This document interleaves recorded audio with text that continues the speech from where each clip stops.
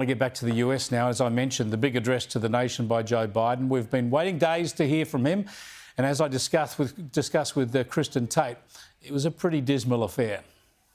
Yeah, I mean, he was on air for all of 11 minutes and did not give any of the millions of voters who did cast their ballots for him a reason as to why he was dropping out of this race.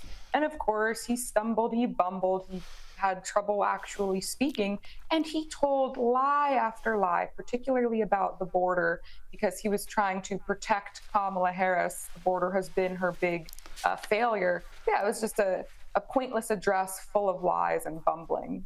Yeah, I want to go to some aspects of that, and one of them is what he said about the border. Let's have a look at this. We're also securing our border. Border crossings are lower today than when the previous administration left office. I've kept my commitment to appoint the first black woman to the Supreme Court of the United States of America. I also kept my commitment to have an administration that looks like America. Yeah, incredible stuff, Kristin. As you say, that claim about the border is just false. It's not true. The border's never been less secure. There's never been more people coming across it. And then he segued straight from that to identity politics, which, of course, is the basis upon which he first appointed Kamala Harris, and he's still talking about it. Yeah, of course. We've seen how well DEI has worked out for us. Just look at the way the Secret Service handled the assassination attempt on Donald Trump. You had, women who were shorter than him attempting to protect him from bullets. It was a disaster. But yeah, to say that border crossings are lower today than they were when Donald Trump was in office is insulting to the intelligence of the American people. Illegal border crossings were at lows under Donald Trump. They are at all-time highs under Joe Biden. They reached an all-time high for the history of this nation in 2022.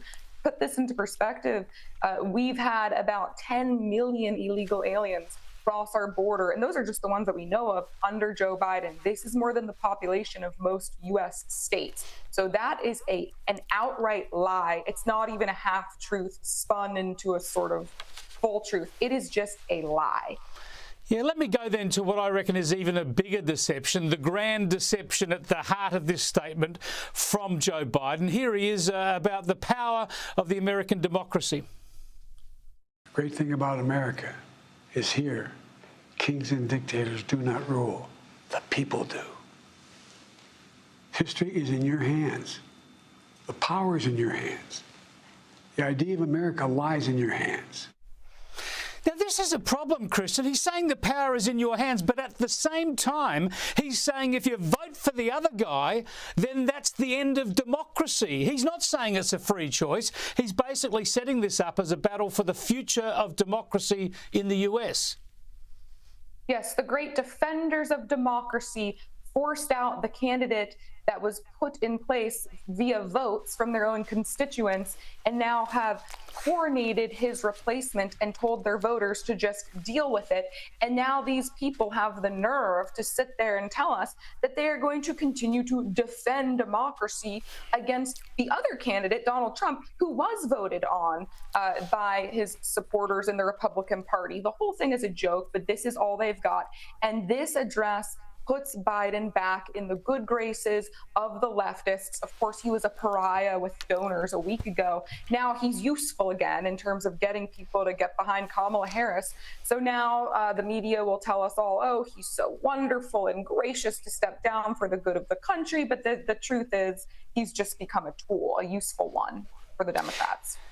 Yeah, the other point, of course, that struck me, of course, is that Joe Biden says the time for a new and fresh voice is now, but it's not now. It's actually in late January next year, because otherwise, if the time was now, he'd be resigning. But no, he's promising to stick around close to 6 months more of his presidency to go. And rather than saying he's basically going to hold the fort, he's now promising even more radical leftist reform. Have a look at this.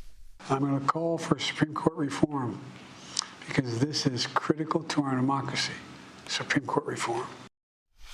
Kristin, Supreme Court reform, in other words, that is code for the left getting more moderate or more leftist judges onto the court. This must be deeply worrying. The left will love it, but it's got to be deeply worrying for mainstream America.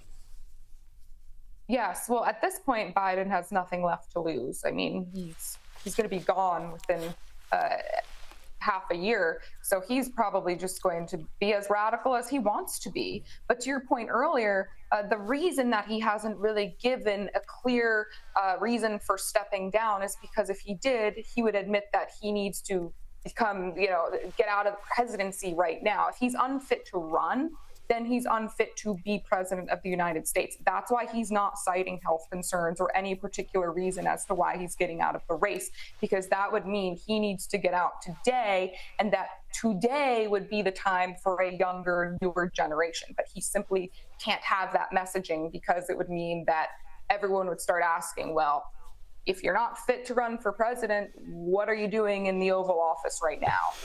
Extraordinary times yet again, Kristin. Thanks for joining us. We'll see what next week brings. I'm kind of scared to see, but certainly exciting times. Thank you, Chris.